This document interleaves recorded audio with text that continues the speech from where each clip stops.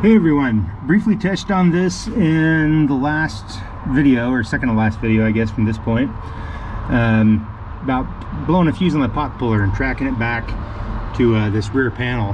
So today come over to pull the panel, see if we can find a fuse, find out exactly what's behind here. This is a 2017 2050 Supercab. So, you know, if you've got one of these, or probably similar on the 1850s as well, you know, enjoy the show.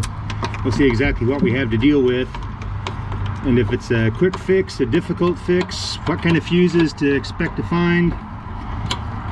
Okay, so in the interest of time, I bought this to keep on the boat for emergency use, but I also brought a driver. So I'm going to pause the video here, grab that, stick this one in the cab since I know it'll work, and we'll get this thing done in a hurry. That driver in hand, or close to hand. Actually brought a tripod, so I'm going to try and set this on the tripod and see if that gives all you viewers a little better view than trying to freehand it. Yeah, that ought to work. That looks pretty good from my point of view. So let's get these things out and see what we find.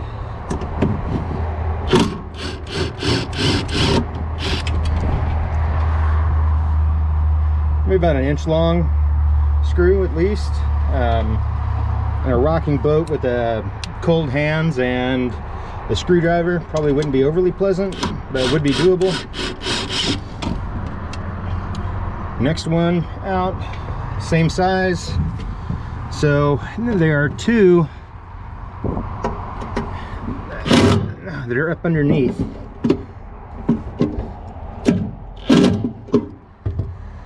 And they are going to be a challenge, so I'm going to get a bigger bit to get in there, because the last thing I want to do is strip that thing out. Alright, sized it up on one of the other screws that I've already pulled, and it's a number 3 Phillips. That fits in there really well, so I'm switching over to that now, and hopefully have better luck.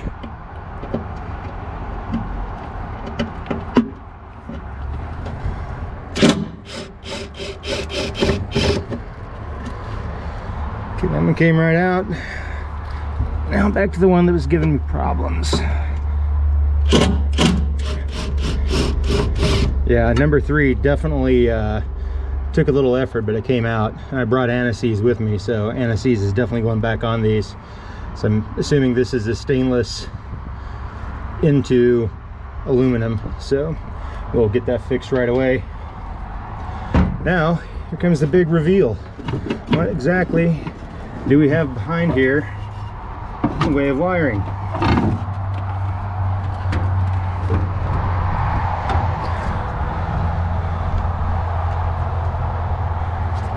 So here's the back of the master switch.